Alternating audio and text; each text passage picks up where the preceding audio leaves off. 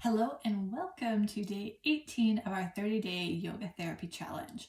For today's practice, you will need a yoga block if you have one. If you don't have one, I'll tell you what you can do without it. So you'll still be able to do the practice, and you'll need a wall space that you can use.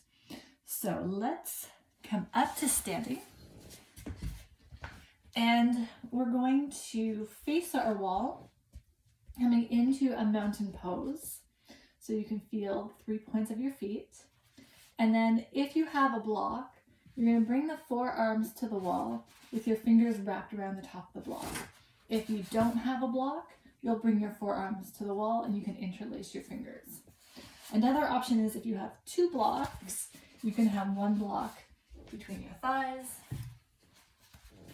and one block against the wall. Don't worry about the one between your legs so much. Okay, so part of our setup, I just leaned forward to bring my hands against the wall. So instead, I'm going to bring myself a little bit closer so you can have your arms against the wall without having to lean. So what you might do is bring the arms to the wall and then release them. And if you feel like you're kind of shifting back, scoot yourself forward a little bit and then bring your arms to the wall. Okay, so the idea is we're still standing in neutral, straight up and down, and the arms are just meeting the wall. And then see if you can bring your arms as close to shoulder height as you can, but just be mindful of how your neck and other pieces feel. If it's better for you to have it elbows lower down, then you can. Okay, so we're about shoulder height, holding onto the block, looking at the wall, balance through both feet. And like we did yesterday, we're going to explore the chair sit. Now, it's going to feel different because we've brought in our arms. We've fixed our arms instead of holding onto the dowel. When we did it this way, it's going to be a little bit different. So you might find that you can't go quite as far. And so now, in addition to the hips, knees, and ankles moving in tempo, we've got movement happening at our shoulder, where the arm bone comes into the shoulder socket. So now it's our torso moving around the head of the arm bone, or moving in the shoulder socket. But the arms are fixed.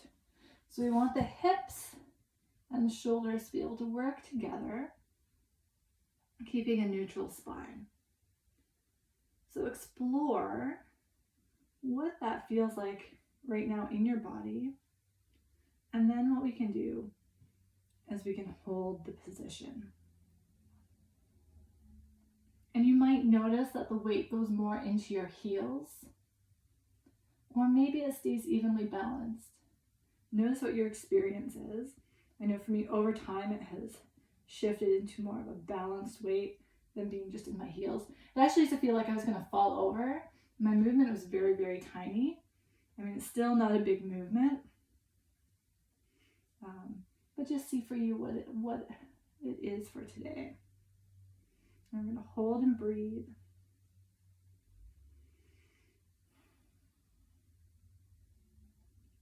And then let's come up, lift from the bum crease like I suggested yesterday in the chair pose or that squat. Lift from your bum. So the effort's in the legs. You're not pulling yourself up from your arms. Let it be in the legs. And then we can release the arms down. Set your block down for a second. Or actually, keep it in your hand. Keep it on your outside hand. So stand with one shoulder to the wall. Find your mountain pose. And then the outside hand that has the block or doesn't have the block, you're going to bring it up into the wall. So let me scooch down. So if I was standing on my feet, it would look like this. So the block is just being an extension of your arm. If your arm easily comes to the wall, you can press your hand into the wall. So let's try this again. I'm standing, and then you're going to press your hand or the block into the wall so you can start to find a little bit of a gentle side bend, leaning towards the wall.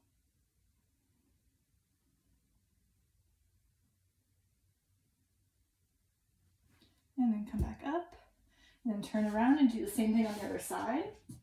Start by finding your mountain pose. Hand block in the outside hand if you're using it. Arm comes up, block or hand to the wall, and then press the hand or block into the wall as you find your side bend.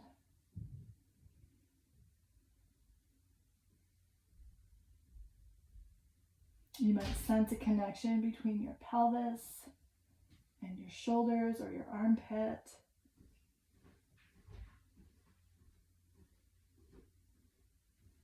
And then let's release the arm down. And we're going to come back into that same wall sit again. So get close to the wall so your forearms can meet it. The other option is you can bring your forearms up and then scooch forward until they touch. Good. And then when you're ready, exploring that little sit. And note, just make a note what your experience is like the second time. After doing the side bend, we may have recruited some of the muscles between the shoulder and the hip, so the experience might feel different. And then come back up and release the arms down. From here, if you're using a block, you're going to bring the block between your knee and the wall. So you have to get fairly close. And we want to be able to stand in the mountain pose, legs neutral, and then keep pressing that leg. So I have it against my left knee. Take a small step back with your right foot. And when you do so, see if you can keep your pelvis neutral. It's going to be, might be really hard, but see if you can do it without that hip hiking up. So a small step back, keep the right foot down, and then you can bend the left knee. So now you're pressing the knee and block together. From here, bring the arms up into cactus arms. And let's explore a twist. Rotating the ribs towards the knee that's bent. So my left leg is forward, so I'm twisting to the left. Elbows stay in line with the shoulders, and I can feel my waist muscles, my obliques, initiating the twist. If you want, you can bring the arms across. I like cactus arms in this position myself, so I'm going to do that. And rotating back to the wall, let the arms come down. And with that same control that you step back with, you're going to step forward, maybe fingertips touch the wall. See if you can bring that leg forward. Good. And then we're going to switch sides. So bring the block to the other leg.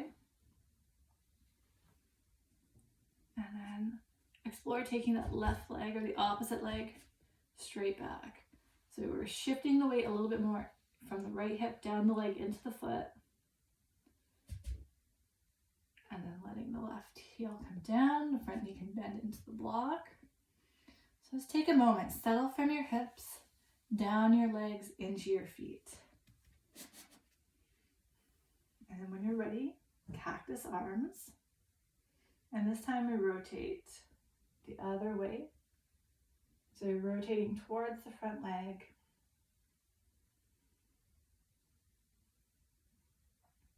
And if you notice that the legs or the hips kind of follow the twist, if you lost the twist, just come back and reset and go a little bit smaller.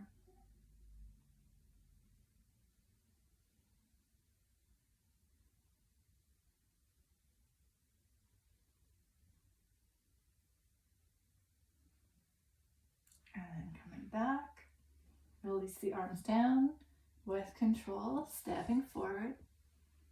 Grab onto your block. Feel yourself in standing for a moment.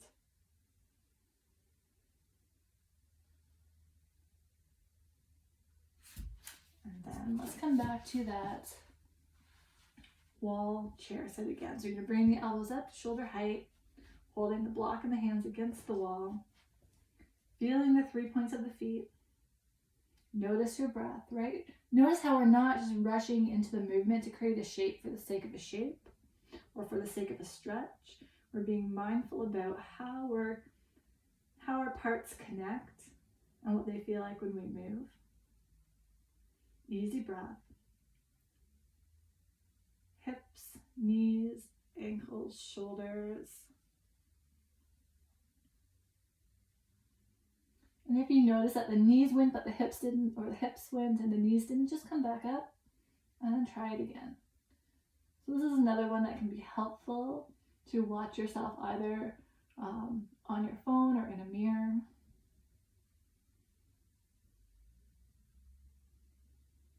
Let's hold here for a few more breaths.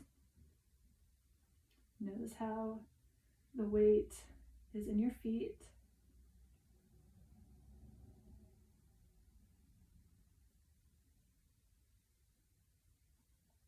Notice the effort in your abdomen without having to engage it, right? It just automatically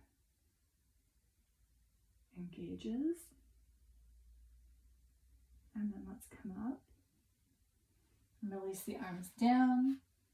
And then in standing, noticing how you feel. Beautiful. All right, I'm going to move the camera because we're going to do one more standing pose. And this is going to be similar, if not the same as what we did yesterday with the pelvis rotation, but we're just going to start from a different place. So what I meant by pelvis rotation is moving the pelvis on the leg bone, so the legs are more fixed. So let's set this up by bringing the legs wide,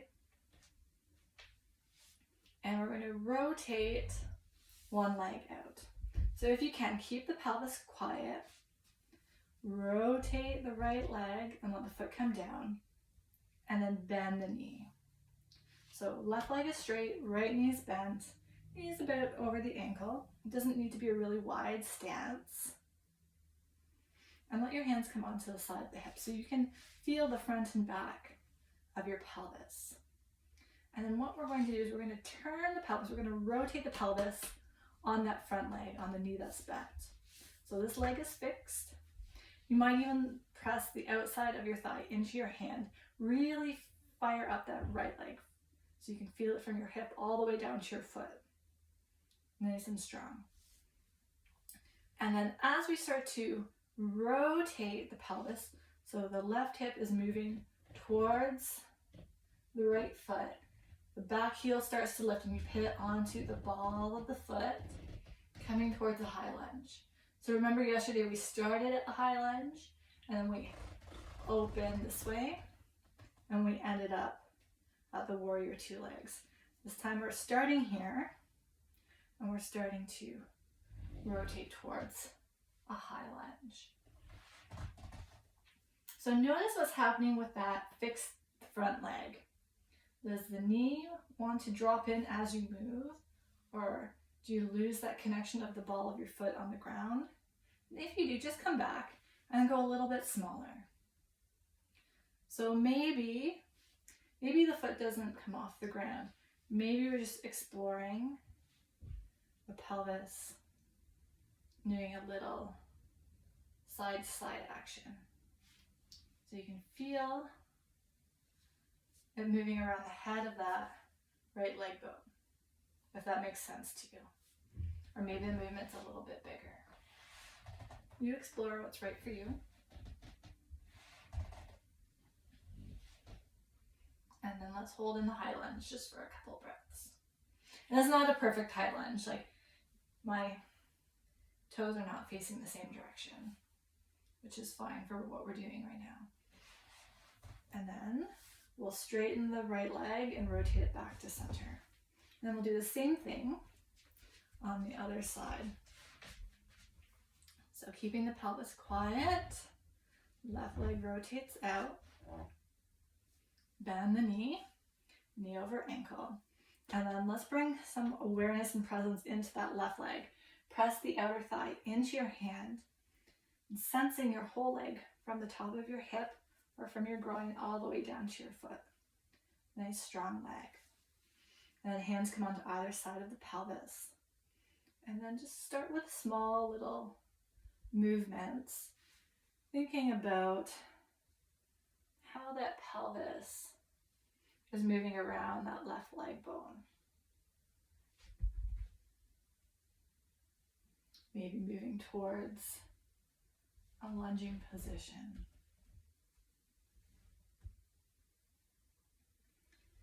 So this is less about the shape we're creating and more about getting a felt sense of the movement of the pelvis on the leg. Does it feel tight? Does it feel stuck? Are there other parts of the body that are initiating the movement? What are you noticing?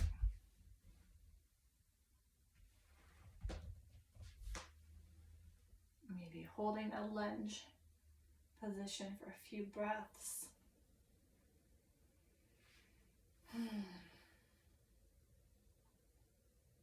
All right, nice work. Let's bring the heel down, straighten the left leg, rotate it back to center, step the feet back to hip distance, standing in your mountain pose. Feel the connection between your feet and the ground. The weight's definitely more in my heels now than it was before. Cool. Really, really interesting. So I hope you enjoyed that exploration. Let me know if you have any questions, and I look forward to joining you tomorrow. Have a great rest of your day.